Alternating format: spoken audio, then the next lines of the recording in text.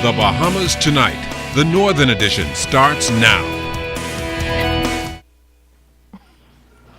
This is The Bahamas Tonight, the Northern Edition. Good evening, all. I'm Shashina Roll. As always, it is so great to have you with us. Topping news, police here on Grand Bahama are investigating an incident that has left one male dead. Reports are that around 9:45 last evening, police received reports that there were gunshots being fired in the Bartlett Hill area of 8 Mile Rock from a white Chevy truck. Officers responded, and a short time later, officers intercepted the truck fitting the description. There was an exchange of gunshots, and the driver sped off at a fast rate of speed, with the police vehicle giving chase. Now, police say the driver of the truck later crashed in bushes off the Warren J. Lavarity Highway, where officers later discovered that the man was fatally injured. Police say a firearm was also recovered at the scene. Now, that incident in West Grand Bahama last night said to be a frightening experience for a local resident. Tonight, this eyewitness says she's just thankful to be alive. John Davis Roll has this story. They're completely out of order, okay? To shoot back at the police officer, to be in the neighborhood shooting guns. What we come and do? Grand Bahama resident Betty Lewis says the entire ordeal left her in a state of shock. This as she recounted a troubling experience Monday night when gunshots filled the air in the 8 Mile community of Bartlett Hill. Last night on my way home from church, I saw it was a high speed, and then with the police and a person in a white pickup truck, and it was gunshot fired. Well, you know, I faint, and when I look, it looked, both of them were shooting. It looked like the one in the truck had to whatever, and then the truck went in the bush and was there and then.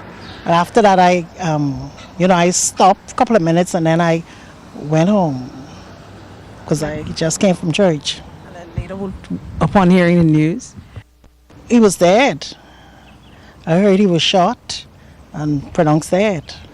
reports say the high-speed chase ended in the area of the Warren J. Lavarity Highway when the driver of the white truck, who was being chased by police, crashed into nearby bushes.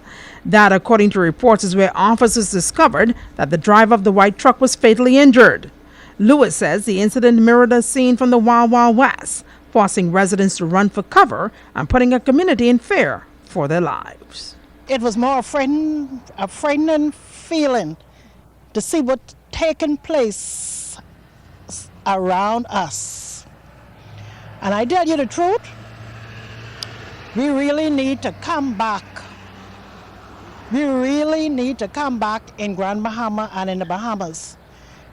Because these young people today, I don't know where these guns, where they're coming from, and they refuse to come to church, they refuse to get saved, they refuse to do this, and they refuse to do that, and they're shooting now back at the police. My God, what else do you expect to happen? They don't care. What do you think about this crime wave that we've seen develop? I mean, we know about the rising murder rate in Nassau and now Grand Bahama. How do you feel about that? It's sickening. It seems like whoever they shoot, they know who they want to get at. Joan Davis Roll, Southern Network News. Well, an alleged human smuggling attempt foiled in the Dover Sound area. Police tell us that around 3:30 yesterday afternoon, TEU officers acting on information went to Dover Sound, where they observed a white 32-foot vessel on the ramp with three 250 horsepower outboard Yamaha engines. Several persons then came off the vessel and attempted to leave in two vehicles, but officers intercepted the vehicles and discovered 4 Bahamians along with 6 Brazilians and a Haitian national. Now, all were arrested and handed over to immigration authorities. The Bahamas Union of Teachers scored a victory in the courts last week after pushing to convene meetings on the grounds of public schools. For some time now, the union was given the court's permission to resume that practice. The ruling made late last week by the Chief Justice, who also ordered that the Ministry of Education can make the information available to all schools. BUT Area Vice President on Grand Bahama, Quentin LaRota, says the ruling came as no surprise. I maintain that the ruling upheld what was already in the collective bargaining agreement. It was consistent with the Industrial Relations Act. You know, I've never had a challenge getting onto campus. But I did empathize tremendously with the president, with the other executives in Nassau, who security would not allow them on campuses. And also, besides all of the things about representing teachers in the membership and rights as citizen, it also was an embarrassing situation too, because you're the leader of an organization of 4,000 people, and you watch other people walk in and off of the campus, and you're stopped at the gate. Now, in a statement following the ruling, Education Minister Jerome Fitzgerald said nothing much has changed from the government's earlier policy position. He said the ministry never said the union cannot hold a meeting, but that the ministry cannot allow such a meeting during the school day, noting that it interferes with the instructional periods and were compromising the educational system, general safety, and welfare of the students. But now that the contentious court action is now out of the way, LaRota says all sides must come together in the best interest of education. To ratchet down the rhetoric, I think have a more conciliatory tone, because we have something to be excited about in the new diploma program. We also have a collective bargaining agreement in which we should start negotiations soon. There are a lot of things in education that we could find common ground on, which we could work together to resolve. I know teachers that are still owed funds. They would appreciate us working together to move that process along.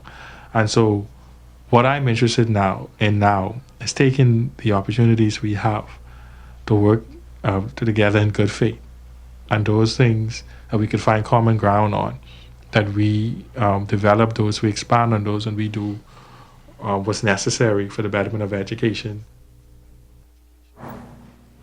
Well, as the Ministry of Education moves forward with implementing the new National Diploma Program this September, 2 principals on the island are giving their input on the initiative. They say it is definitely a step in the right direction. Megan Shepard has this story. Tonight, veteran educators are weighing in on the new national diploma system set to be put in place this September for students going into the 10th grade. The new system will standardize the criteria necessary for graduation. Principal of Tabernacle Baptist Christian Academy, Norris Bain, calls it a wonderful idea and explains the criteria for successful graduation. You have to have like 4 BJCs, and then there's another, so you have to do so many hours of community service, so many hours of work experience, and then you need a minimum of 28 credits in order to graduate from high school. Bain is also the head coach of the Tabernacle Falcons and says this new standardization will be of great benefit to athletes looking to study abroad. I've had the opportunity of having to deal with this from both ends. After sending transcripts and sending diplomas for student athletes, I think the student athletes would benefit from this most, because now when persons see that the Bahamas has a standardized diploma, no questions will be asked in relation to it, because in the past I've had that question asked to explain exactly what kind of diploma it is, and I've been asked the question, is this a standard diploma? But now we will have a standard diploma for high school students coming out of the Bahamas. Principal of Jackie Wood High School, Yvonne Ward, is also commending the initiative. She says another group of students to benefit will be to those students who transfer schools. She says the standard classes will ensure a smooth transition. Say you're coming from R.M. Bailey and you finish the 10th grade and you're going into 11th grade here at Jackie Wood High School. If you started the program in R.M. Bailey, you should be able to just continue. I should say, okay, you have so many credits for your 10th grade, you're going into your 11th, this is what you need to take in order to get your credits for 11th grade. So that's a good thing. While the program has its benefits, both principals believe it will meet its fair of challenges throughout the initial years. I think the biggest problem will be the ministry having the correct personnel and also sufficient personnel in place so that these students can now go into the programs that they're saying they would like to have available,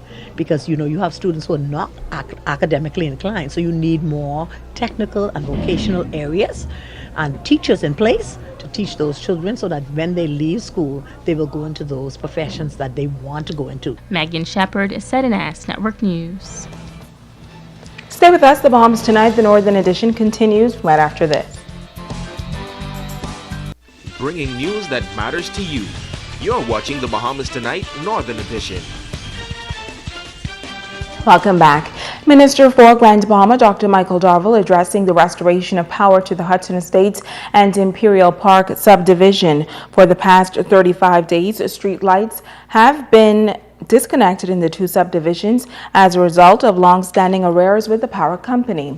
According to a statement issued today, Minister Darville, who is also MP for Pine Ridge, has met with the private subdivision owners and principals of the power company and the Grand Bahama Port Authority with a view of resolving this issue.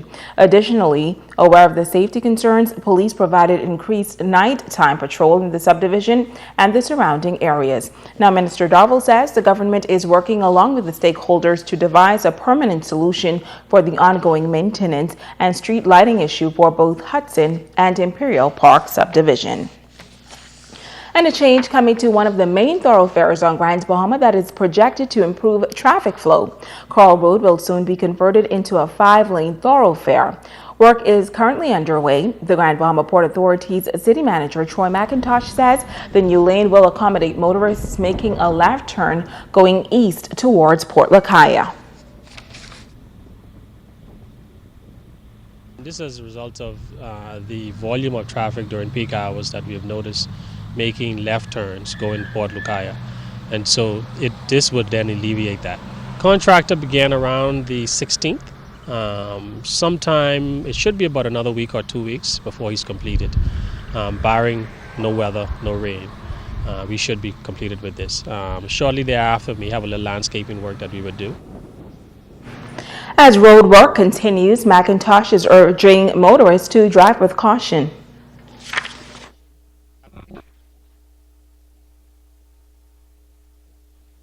We will start at Royal Park Drive, just at the hill, and it will commence at the light itself. We ask all persons traversing the area to drive with due care and attention. You know, road work is going on, slow down where necessary, especially when workmen are in the area, just to ensure safety. This is Nurses Month, and here on Grand Bahama, nurses began the observance yesterday with a one-day forum by taking a critical look at nurses as a force for change and a vital resource for health. Willamay Stewart, nursing advisor with the PHA, playing a key role in the launch yesterday, calling on those in the profession to unite to bring about positive changes. We need to all come together and agree on what is going to be the entry level for nurses in nursing. Are we going to stand up for the bachelor's degree, or are we going to take something else? What is it that we want for nursing? All right?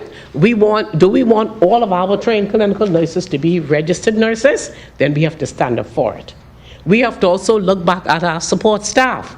We have to make it happen, because the Health Act in England was changed last year in September to make sure that the support staff must have some definite documented training as well as some regularization.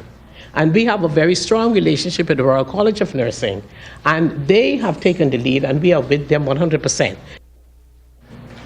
Stewart implored nurses to take ownership of the profession and pull together to bring about legislative changes to the Nurses Act when necessary.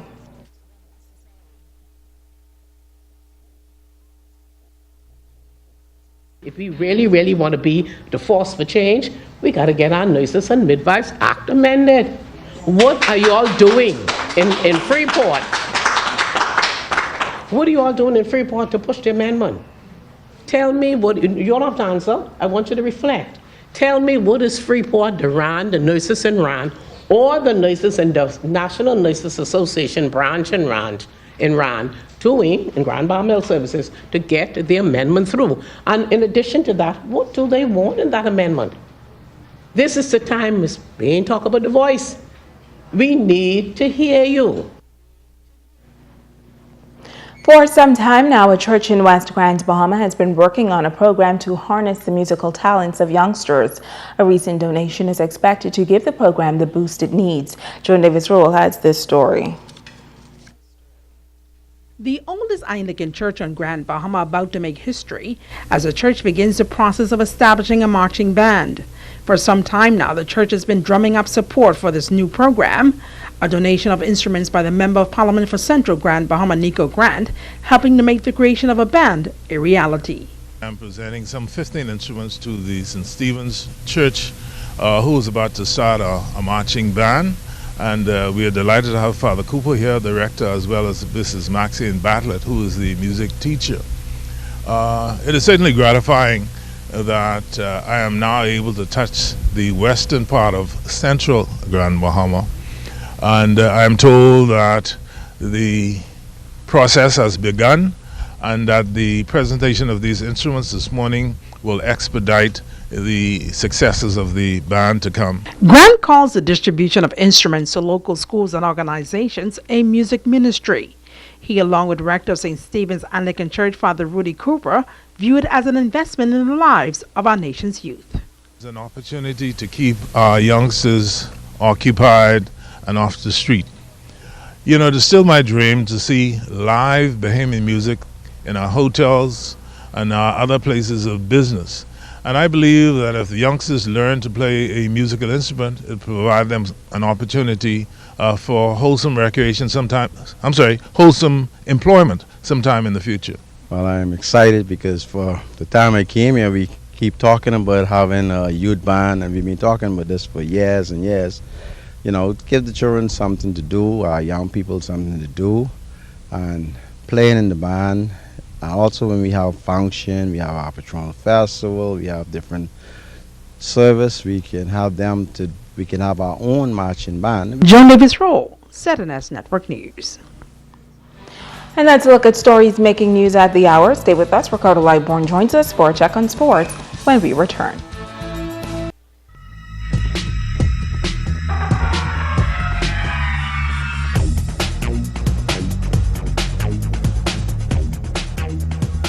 Everybody, welcome to Sports with Ricardo Lightborn. Let's get right to it. The Freeport Rugby Club hosted the 4th Annual Youth Rugby Festival on the weekend, and what a weekend of play for the little people. The 4th Annual Junior Rugby International Tournament was exciting from start to finish. The visiting Cayman Islands and the Key West Rugby Rats were up to the challenge. Team Freeport Rugby Club put in the practice hours, and also they're up to the scrums. The entire facility was utilized, and the youth players all had an experience they will not soon forget. Okay, you want to know about spectatorship? When it comes to the youth, it's a family affair. Nigel Kirkby said play at all levels was high this year and could see the improvement in the youth players. Of age groups 10, 12, 14 and 16. Cayman Islands have come in once again, and the Key Biscayne Rugby Club have come over, the Rugby Rats, and basically there's about 250 young men and women playing rugby and having a fantastic time. It's a rugby festival, so all it is about good-natured playing hard, trying to win, but at the end of the day it's about making friends and having a really good time. The Key West Rugby Rats showed that they could run with Team Bahamas and gave them fit from start to finish. Mario Garcia was also elated with the invitational, and to participate, his kids loved it. It's a pleasure for us to be here. We came over with about 125 people, and we are delighted to be here. So we hope to be once again next year on this festival. The Cayman Islands Rugby Union is big on the sport, and the invitation to come back for this year's tournament was well received, says Stephen Clark. It's been excellently organised. We do appreciate how the Bahamas have put this tournament on for a number of years. From a rugby perspective, it's a great experience, but also from a social and cultural to meet with all the other kids. There's been some excellent rugby played by Key Biscayne, by Bahamas and by the Cayman Islands, and we would like to make this, obviously continue to make this an annual event for Cayman Rugby Union. This year's Rugby Festival was 3 days of rugby excitement for the players, friendships made, and good clean play. And the Grandmama Little League Baseball scores a pass on two from the weekend in coach pitch play. The Hugelo Harry Woodpeckers, they outscored the BTC Buccaneers 20-9. Bahama Pirates, they held off the Hugelo Harry Woodpeckers 17-15. And in Kelly's Western Flamingos 11, BTC Buccaneers 7. On the minor board, it was the Playtime Sports Predators over the Borco Buccaneers 26-5. And the Pelican Bay Flyers, they got by the Palomers Lions 8-7. And also in the minor game, it was the Pelican Bay Flyers, they're closing out the Predators 21-zip. And in the big league affair, the BCA Tigers, they defeated the FES Predators 7-4. And the Tigers also defeated Coca-Cola 0-5-2. Not bad. Kids had some fun playing some baseball. That's a quick look at your sports tonight on a Tuesday.